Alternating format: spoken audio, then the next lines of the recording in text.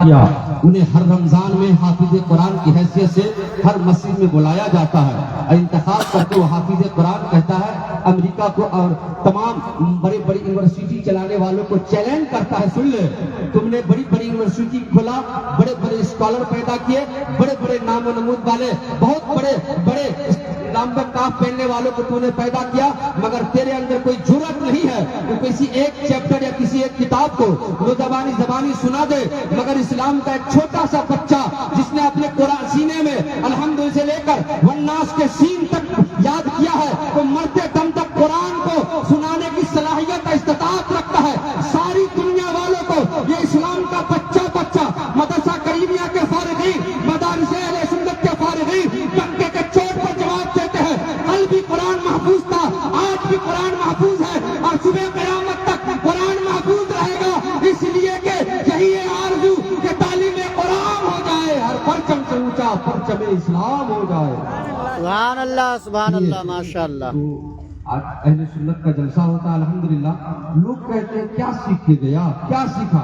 تو بہار شریعت کا ایک مسئلہ سکھا کر جاتا ہوں، علماء کو نہیں، علماء سے اس پر دستخط لے رہا ہوں کہ میں نے مسئلہ جو بتایا وہ صحیح یا نہیں۔ بہار شریعت میں پہلی جلد میں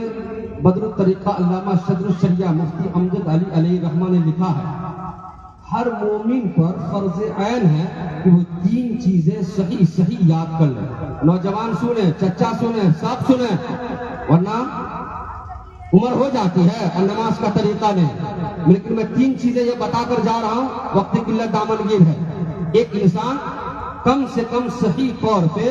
سورۃ الفاتحہ پڑھ لے، تین چیزیں، الحمدللہ رب العالمین، ایسا نہیں کہ الحمدللہ رب العالمین معاذ اللہ، نہیں، اگر صحیح تلفظ نہیں پڑھا اس کی نماز ہی نہیں ہوگی۔ اس لیے نبی فرماتے ہیں لا صلاۃ الا بفاتحۃ الکتاب۔ تو فقہ حنفی میں ہر امام پڑھ لیا سورہ فاتحہ تو ٹھیک ہے، مگر منفرد پڑھ رہا ہے تو سورہ فاتحہ کا پڑھنا یہ واجب ہے۔ فقرؤوا ما تيسر من القرآن کے تحت وہ انسان قرآن کی تین چھوٹی آیت کریمہ ثم نظر ثم عبس وبصر کے تحت یا ایک بڑی آیت تلفظ کے ساتھ یاد کر لے، اور تیسری التحیات شریف یاد کر لے، وہ بندہ وہ نماز پڑھے گا تو انشاءاللہ نماز ہو جائے گی۔ بندہ حضرت صادق الشریعہ نے لکھا ہے کہ اگر جس بندے مومن کو یہ تین چیزیں یاد نہیں ہے تو ہر دن بندہ ایک مومن گنہگار ہوتا ہوا نظر آئے گا۔ اب بتاؤ مسلمانوں، ہم نے جائزہ لیا ہے، اب بتاؤ مسلمانوں، آپ کے جلسہ سے تاجدار مدینہ کانفرنس سے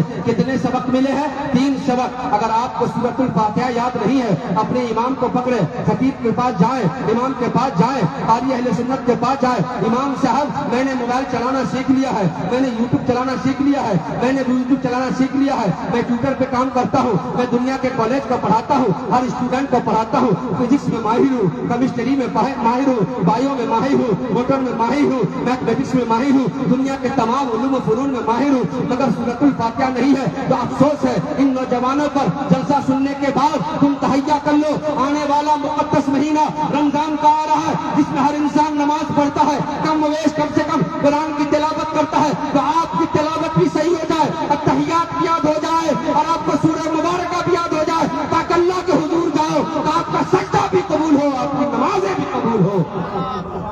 سنیے ایک بات، اندروں پہ کھڑا ہوا تھا، وقت کی قلت دامنگیر ہے، لیکن چلتے چلتے شاید میرے پاس ابھی 4 سے 5 منٹ بچے ہوئے ہیں، تو آپ سے عرض کروں کہ جتنے بچے حافظ قرآن ہوئے انہیں، ان کے ماں باپ کو، سب کو میں مبارکباد پیش کرتا ہوں۔ یہ مدرسہ ایسے نہیں چلتا، مجھے جس موضوع پہ بولنا تھا تو میں آ ہی رہا تھا، لیکن 10 منٹ میں کیا بول پائے گا کیا نہیں بولے گا، اگر اجازت ہو تو 5 منٹ میں لے لوں۔ اور اس واقعے سے دیکھیے مدرسہ علاقے میں بہت چل رہے ہیں، مفتی اویس صاحب کا مدرسہ چلتا ہے، فلاں سب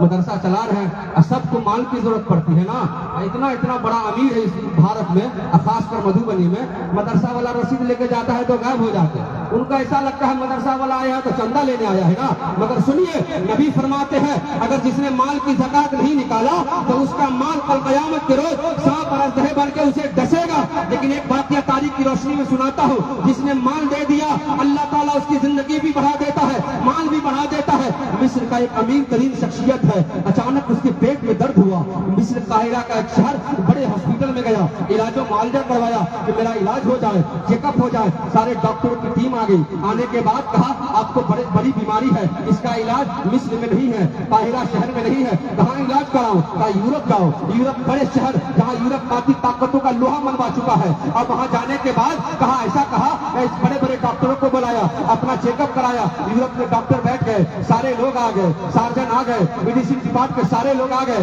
آنے کے بعد کہا سنیے نا اب آپ کی زندگی کم بچی ہے، آپ کی بیماری کا علاج اتنے بڑے یورپی ہاسپٹل میں نہیں ہے۔ وہ انسان بادل ناخواستہ اپنا شہر پہنچا، گنتی کے دن گزار رہے تھے، ایک دن دو دن کا مہینے کے اندر مجھے مر جانا ہے، ایک دن کا واقعہ ہے، اس نے کیا دیکھا، ایک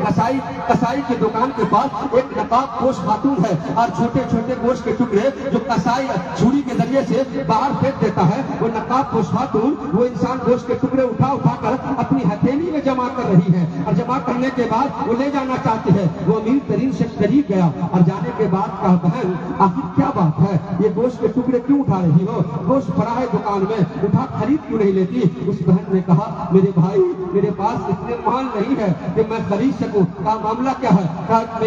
میں بیوہ خاتون ہوں، میرے چند یتیم بچے ہیں اور میرے پاس اتنا مال نہیں ہے کہ میں خرید کر کے گوشت کھا سکوں۔ المختصر اس امیر ترین شخصیت نے کہا میری زندگی چند دنوں کے ہیں بچی ہے، اگر میں مر ہی جاؤں گا اتنی دولت لے کے کیا کروں گا، کروڑوں خربوں کی دولت ہے کیا کروں گا؟ قصائی سے کہا سنیے یہ میری بہن ہے، جب جی چاہے جتنا گوشت لینا چاہے گوشت لے جائیں گی، پیسہ نہیں لینا، میرے نام پر ڈائری مینٹین کر دینا، اور ابھی جتنا گوشت لینا چاہے لے جاؤ، لے جانا چاہے لے جائیں وہ۔ المختصر ہفتہ گزرا، 10 دن گزرا، 15 دن گزرے، مہینہ گزرا، المختصر وہ خاتون آتی اور گوشت لے جاتی، ہفتہ گزر گیا، مہینہ گزر گیا، اچانک وہ امیر ترین شخصیت کے پیٹ سے درد غائب ہو گیا، چہرے کا حلیہ بدل گیا، رحمت آ گئی، نورانیت آ گئی، صحت بدل گئی۔ اب وہ انسان گھبرایا میرا پیٹ کا درد غائب ہے، مسئلہ کیا ہے، آخر کون سے میں نے کوئی علاج نہیں کرایا۔ وہ قاہرہ بھاگا آیا، ڈاکٹروں کے پاس گیا، چیک اپ کروایا، کہا آپ کے پاس بیماری نہیں، کہا لگتا ہے یورپ والوں نے صحیح کر دیا، نہیں کہا یورپ جائیے، بائی پاس یورپ گیا، آنے کے بعد ڈاکٹروں کی ٹیم بیٹھ گئی، کہا آپ اچھے ہیں، آپ کی زندگی بچی ہے، کہا ہاں، کہا ڈاکٹر نے کہا بتاؤ تو صحیح وہ کون سا ڈاکٹر ہے جس نے تمہارا علاج کیا، میں یورپ میں اس ڈاکٹر کا ایڈمیشن لینا چاہتا ہوں تاکہ میرا اس یورپ ہاسپٹل میں علاج ہو سکے۔ اس نے کہا سنو میں کوئی علاج نہیں کرایا، کہا معاملہ کیا ہے، وہ سارا معاملہ بتا دیا، میں نے ایک بیوہ خاتون کو گوشت دینے لگا، اور جب بھی گوشت دینے وقت میں جب بھی وہ کھانا کے لیے بیٹھتی تو بیوہ خاتون اور ان کے چند بچے یتیم کہتے مولا جو مجھے گوشت کھلا رہا ہے نا مولا اس کی زندگی بھی بڑھا دے، اس کا مال بھی بڑھا دے، وہ دعا کی برکت ہے کہ میں زندہ ہوں۔ وہ یورپ کا ڈاکٹر بولتا ہے تیرا علاج کسی اور نے نہیں کیا ہے، وہ بیوہ خاتون کی دعا کی برکت ہے کہ تیری زندگی بھی بڑھ گئی ہے، مال بھی بڑھ گیا ہے۔ نبی فرماتے ہیں مداو المرضى بالصدقہ، تم اپنے مریضوں کا علاج صدقہ کے ذریعے سے کیا کرو۔ رمضان آ رہا ہے، سب مدرسے والے کا خیال رکھیے۔ استغفر اللہ ربی من کل ذنب و اتوب الیہ، لا الہ الا اللہ محمد رسول اللہ۔